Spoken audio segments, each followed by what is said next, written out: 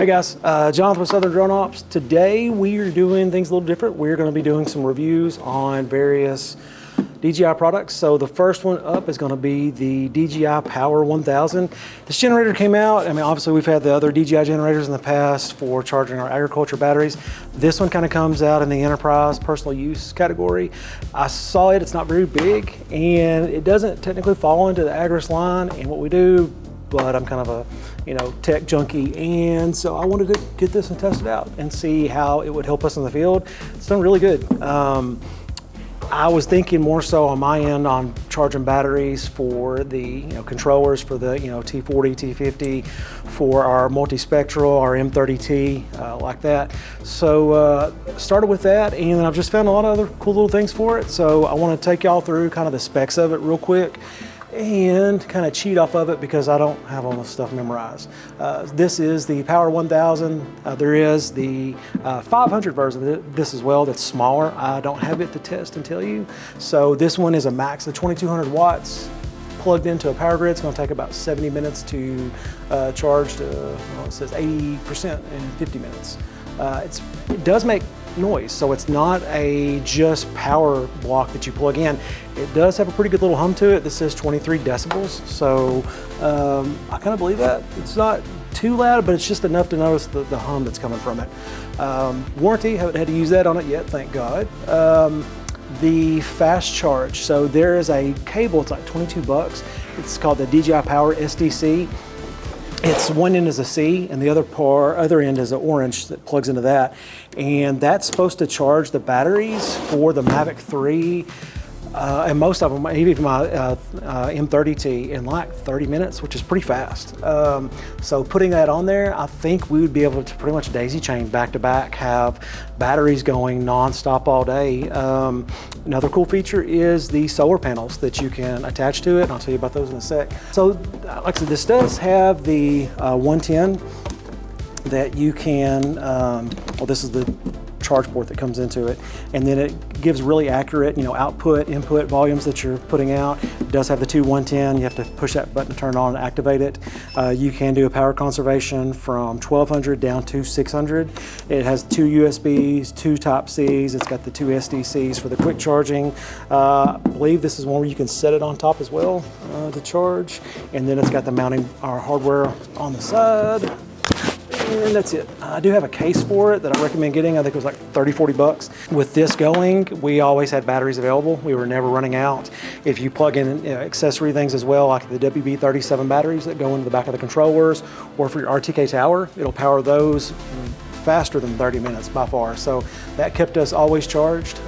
These are different options. Grid power, plugs in there, solar power. So we ended up getting the 300 watt big solar panels that folded out with it, and in our southern sun, it kept this thing charged. So I mean, when it was plugged up and we had it outside and stationary, as quick as it was dropping down, those panels were recharging it quick. So that's something I would definitely recommend getting is the solar panels. I think this is like 700 bucks now. It's normally 1,000. I think there's a $300 rebate on it, and then the solar panels were $310 or $320, something like that. So, but I'd recommend getting those. I recommend, I mean, not just agriculture, anybody that's needs supportable power. I've always, everything we have now runs out so quick. So you always have to have a power bank or a little, recharge box with you. So this one has been great. I mean, we've used it for so much stuff. It's definitely worth the investment. That's the case. All right, guys. So we plugged actually a charger for our Mavic 3 multispectral in, so you could kind of see how the inputting or how the output screen looks. So it's telling you about how much battery life is left on the generator itself. So it's about 5 hours. We're at 55%. Output wattage wise is 73 to be charging both this drone and the controller itself. So like I said, this is not the SDC quick charger, and we would otherwise have the 100 watt hub out that would be charging the 3 batteries with it. But when you've got it, something else plugged into it, it'll light up and show the different outputs, how much it's doing total. So it's just got that one side wattage output of 73 right now. And it'll stay on this one pretty good while. If we had the solar panels hooked up, I can pretty much guarantee that thing's not gonna move. It's gonna be actually charging this up while this is charged up as well, just with that small, because the ones we got I think are like 300 watts out. So, all right guys, I've done several reviews on this before. I just kind of want to do a refresher on it, just since we've got some new people looking at the website, looking at our content. This is the Mavic 3 Multispectral. This is what we do primarily all of our agriculture scanning with. This is an update from the Mavic 4 Multispectral that came out, I believe, in 2019 and was kind of our workhorse for so long.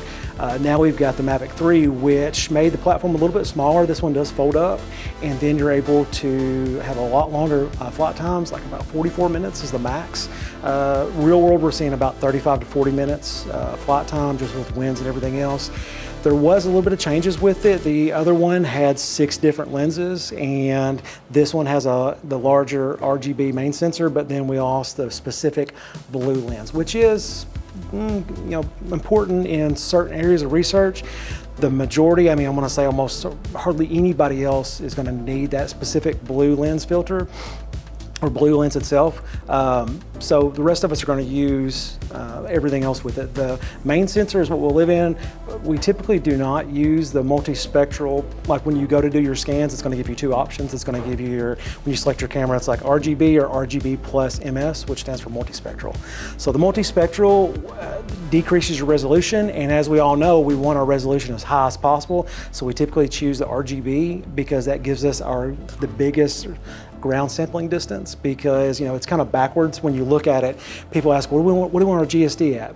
You want it to 1. That's ideally, so you have to look at your height, your speed, your other settings, because you think it's like, oh, I want a bigger GSD in it. Well, you got to think about when, that's saying ground sampling distance of, centimeters or pixels per centimeter.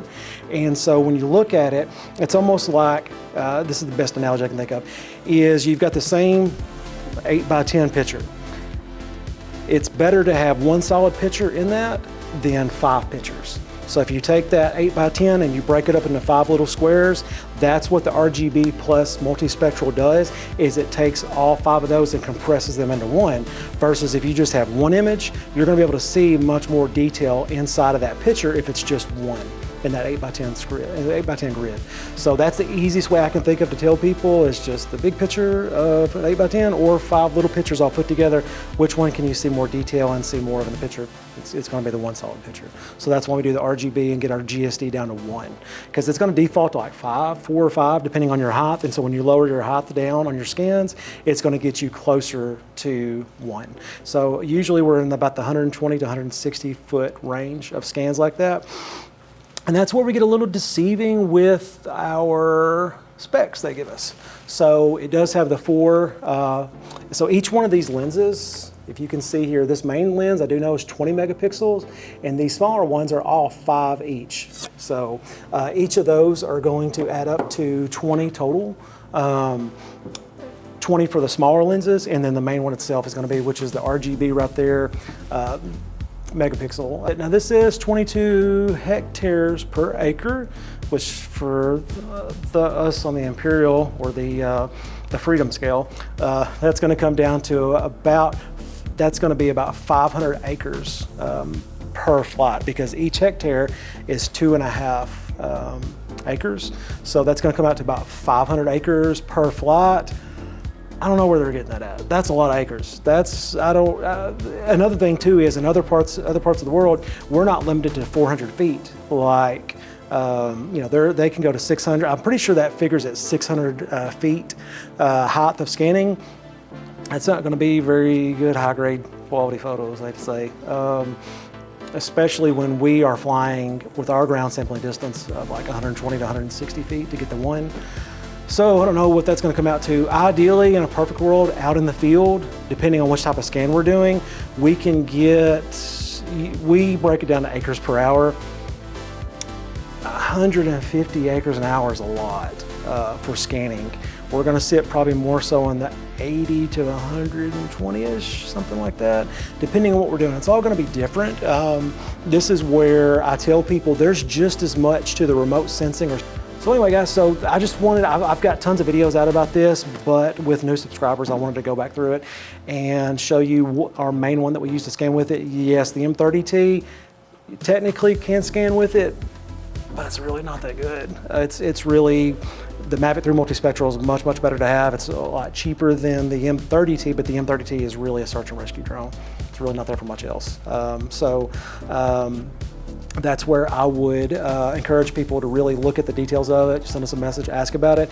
But for pure agriculture, Mavic 3 Multispectral, there's not a better drone. So our controller died halfway through our other video on this, so I wanted to pull up and show you a case that we have that we're developing for some of our clients. So this has an external screen built into the case itself. We've got a portable power bank in the middle here. We've got the screen cover for the controller itself. It comes with the HDMI cable and the power bank, so you can hook your controller up to it.